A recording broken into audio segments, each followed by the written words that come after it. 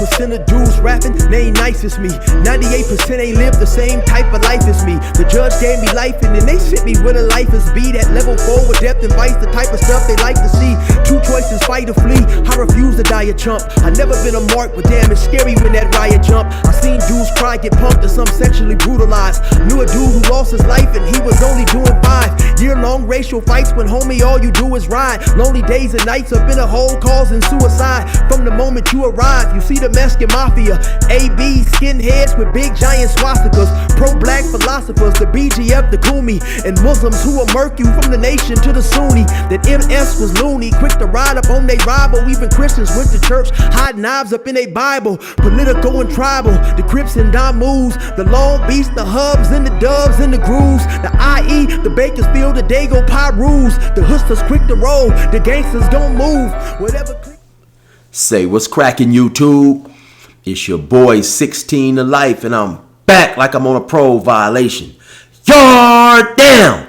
Now, for those of y'all that's new to my page, in 1994, I got arrested. I was eventually sentenced to 16 years plus life, and I served 24 years straight in the California prison system. Yeah, that's me gassing on that intro right there. And if you want to get that song, it's available only on a 10-song EP that you can get directly from me on a digital download. Cashapp, PayPal, or Zelle me $20, and I'll get it to you ASAP. If you're interested, hit me up on my email at 16tolifemusic@gmail.com. Also, man, if you're new to the channel, go to my playlist and check out Binge Watch the Best. I got some old school videos, funny, hilarious, some things intriguing to keep you on the edge of your seat. I'm telling you, if you're new to the channel, go tap into Binge Watch the Best. It's on my playlist. Go to my 16 to life. Anyway, let's hop right up into this video right here. So this is a cold story, man, of how a guard goes from being a prison guard to having life on the yard, man. Yeah, the dude ended up getting sentenced to 80 years plus life. Now, at the time of the crime that he was convicted of committing, he was 39 years old, and he had been a prison guard for 15 years. At the time of the crime that he was convicted of, he was employed at a prison known as Tehachapi. Basically, the case goes like this. His estranged wife, a shooting occurred at her house in Bakersfield. And there was another man who was 33 years old, and his name was Edwin Lima. And he also was a prison guard, as well as Rigoberto Sanchez, Edwin Lima, and the wife of Rigoberto Sanchez. They all were employed at a prison known as Tehachapi State Prison. So a shooting jumped off at the estranged wife's house of Rigoberto Sanchez, and pretty soon he became a suspect in that shooting. So let me show you guys some news coverage of that event. So you can see that after becoming a suspect, he was eventually apprehended by the police in Mexico and then transferred back to Bakersfield to stand trial in the death of the prison guard Edwin Lima. Well, the prosecution's case pretty much went like this. At some point in time, Rigoberto Sanchez became estranged from his wife, and I guess she was ready to move on, and he was not willing to move on. At some point in time, she started dating another correctional officer who was 33 years old, known as Edwin Lima. She eventually moved out and got her own place somewhere in northeast Bakersfield. At some point in time, her and Edwin Lima planned to go on a cruise for his birthday. And so they happened to go on this cruise. And in the course, before they happened to go on the cruise, there's already some tension going on between Rigoberto Sanchez, Edwin Lima, and his estranged wife. So anyway, they go on this cruise. While they're on the cruise, Rigoberto Sanchez broke into their house. Now, later on during the course of the trial, it was alleged that Rigoberto Sanchez had broken the house previously, trashed the house up, tore the recording cameras from the wall, and things of that nature. And so, upon the completion of the cruise, Edwin Lima and his girlfriend, the former, or actually the estranged wife of Rigoberto Sanchez, they return to her apartment and they find the apartment trashed. So the prosecution's argument was that during that trip, Rigoberto Sanchez broke into the house, and I guess she had marked on the calendar that she was going on a trip with Edwin for his birthday. Obviously, the prosecution argued that he saw that, he became enraged, and he destroyed the house. When they got back and found the house destroyed, they believed that it was Rigoberto Sanchez. At some point in time, Rigoberto Sanchez and Edwin Lima had like a 40-minute heated call where the prosecution alleges they exchanged a whole bunch of disrespectful comments, remarks, so on and so forth. At some point in time, Rigoberto Sanchez made a decision to go over there to the house. Now, the prosecution argued that before he went over to the house, he already had murder on his mind and he had packed some clothes in his stepdaughter's car. According to the prosecution, he planned not only on killing Edwin Lima, but also his estranged wife. And so, according to the prosecution, he planned to, after doing these murders, he planned to flee to Mexico. The prosecution also alleged that he called his stepson and advised his stepson not to spend the night over there at that house. And so he goes over there and they get into an argument, and some shots are fired, and Edwin Lima is shot 17 times in the back, according to the prosecution. Well, Rigoberto Sanchez's lawyer was trying to argue that it was self-defense, and they got into an argument, and he was walking away. According to the defense attorney of Rigoberto Sanchez, Lima made a disrespectful comment about his stepdaughter. And so when he turned around, according to the defense attorney for Sanchez, he lifted up a gun. And so, according to the defense attorney, Rigoberto Sanchez threw a big giant cinder block through the window, and he started to fire and shoot in self-defense. Then he claims that the gun was dropped and his estranged wife picked up the gun, and therefore he had to shoot at her as well in an attempt to save his life, and so it was self-defense. So for whatever reason, the jury did not believe that, and he was convicted, and they ended up giving him 80 years to life. He was found guilty of first-degree murder, also attempted murder on the wife, shooting into an inhabited dwelling, and also burglary. And so once again, like I said, man, they gave that dude 80 years to life. Now that's crazy, because some people would think that by him being employed as a correctional officer for 15 years, that he definitely would already know or have an idea what it would be like to come to prison. You know, he doesn't break any rules. But, you know, a lot of times when we was locked up in prison, we used to tell some of the guards that, you know what, you a step away or you a crime away from having a life sentence your damn self. You know, I think a lot of people who have never been to prison automatically assume that the COs have a lot of integrity, they're infallible, they're upstanding citizens, and they really work there because they believe in justice. No, man, I don't know if you guys know, but in the state of California, you don't have to have any type of college degree or any type of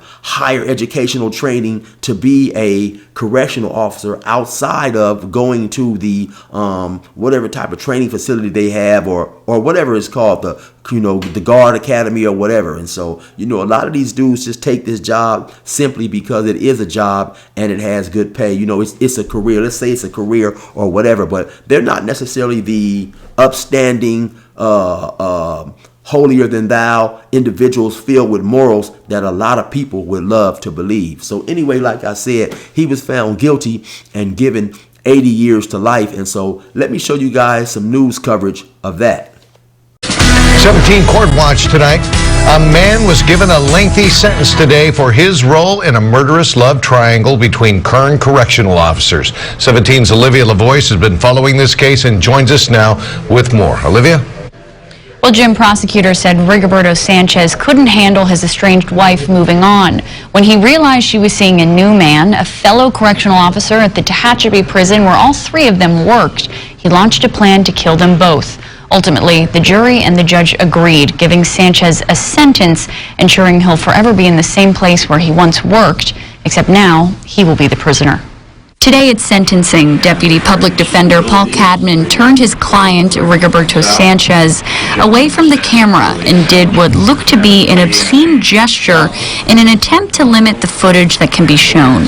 Judge Gary Friedman was calm and matter-of-fact when he said he felt the murder of correctional officer Edwin Lima was extremely calculated, and stated because of Sanchez's job, also a correctional officer, he should have known better. The manner in which the crimes committed indicates a planning and sophistication in that he had multiple rounds and 2 magazines of ammunition when he committed the crime. Third, the defendant was employed as a correctional officer and is held to a higher standard based on his employment and training. The wife and mother of Edwin Lima's child also addressed the court, remembering Lima for being an incredible father and described the immense tragedy the family has gone through. The crime took place on Memorial Day weekend 2017. It was Edwin Lima's birthday. Prosecutor Gina Pearl told the jury that days prior to the murder, Rigoberto Sanchez broke into his estranged wife's apartment and saw on her calendar that she was on a cruise with the victim, and the pair would be returning that Sunday. Come Sunday night, Sanchez was there, outside her bedroom window with a gun. Pearl said that Sandra Sanchez was lucky to get away. Edwin Lima was shot approximately 17 times in the back. Pearl noted with the placement of all the gunshot wounds, Sanchez's claims of self-defense were frankly impossible and ridiculous. Pearl noted it was a complicated case, one with lots of pieces. But the moral of the story? Sanchez just couldn't let go of his failed marriage. It was a buildup over several months. She left him. She was trying to move on with her life. She was trying to move on with another man, Mr. Lima, and the defendant, Mr. Sanchez, did not want that. He was not willing to accept it. And so for months, he harassed her and Mr. Lima. He burglarized her apartment multiple times, and he was not willing to move on with his life or let her move on with hers. Rigoberto Sanchez was sentenced to 80 years to life. In studio, I'm Olivia Lavoie, 17 News. And so you can see there as he was being sentenced, he turned around. He didn't want to face the judge. And they also alleged that he made an obscene gesture. I don't know if it was toward the cameras, if it was toward the judge or whoever. But you have some out there who might say, now, these are shocking actions for an individual who worked in an extension of law enforcement for 15 years and was supposed to uphold the law. Even during sentencing, the judge at one point in time told him that basically you, due to your training and your employment, should be held to a higher standard. And he pretty much was saying that he expected much more from that individual, Rigoberto Sanchez. I believe he was found guilty somewhere of September of 2018. And of course, by him being a former correctional officer, you know that when he went to prison, he went straight to the SNY yard, the PC yard. I looked it up now, and that's exactly where he is. Now, it's kind of crazy because the site that you can look up these inmates of California, the site had him at Chowchilla, and which was unusual because Chowchilla is a woman's prison. So I don't know why they listed that like that. You know, that's a little mind-boggling, but that's where it said that he was. It also said that his earliest possible parole date is 2037, if my memory serves me correct. And while that may be a long time off, that's still extremely or relatively short for an individual who was sentenced to 80 years to life. But California does have things like the elderly parole hearing. And I think in order to be eligible for that, you have to be over the age of maybe 50 or 55. And you also have to have 25 years in to be eligible for an elderly parole hearing. So maybe by the time 2037 comes up, he'll fit that criteria.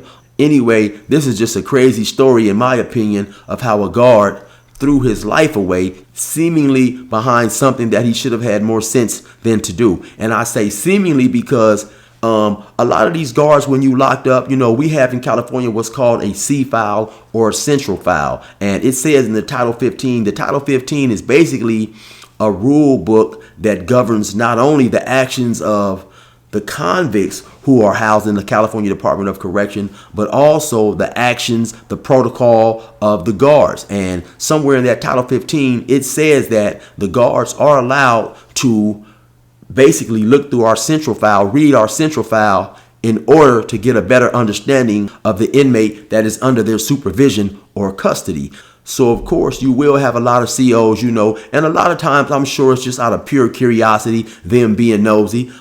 They may see an individual and they wonder like, damn, what is that guy in here for? And so they would go through the central file. So I say all that to say, I'm sure in the course of doing those things, I'm sure Rigoberto Sanchez probably has read numerous cases of individuals who was in there for spousal abuse, spousal unalivings, or whatever. So it seemed like 15 years of working around that type of environment would have at least had him say that this is a place that I do not want to be in. On 2 separate occasions, I can specifically remember a CO saying to me, hey man, I don't see how you guys do it. There's no way I would be able to spend my life or spend years in this small little cell in which they have you guys combined in, right? And so when you're working in the prison, you're seeing a lot of course, the going-ons in prison, and the only pretty much difference for a guard and a prisoner is basically that the guard gets to go home at the end of the day. And what I'm meaning is he's seeing everything that's going on. And, it's just basically a game of, can I catch the convicts doing this or can I not catch the convicts? Every now and then in the comments, you'll have people saying, hey, chill, man, you guys are speaking too much information about the prison. But I love to say that the prison administration, they pretty much have been doing time ever since the convicts have been doing time. And so they basically know what's going on up in there. They just have to catch an individual in the act of doing whatever he's doing. Because you can best believe, as long as there have been prisons, there have been people who have been informing, willing to, share information about what the convicts are doing. And when I say people, I'm talking convicts themselves. So a lot of this information gets filtered back to the prison administration. So they know a whole lot about what's going on in prison. Anyway, that was just, in my opinion, a crazy story about a former prison guard who threw his life away only to end up an inmate himself. Y'all already know what time it is. It's your boy 16 to life. Resume normal program.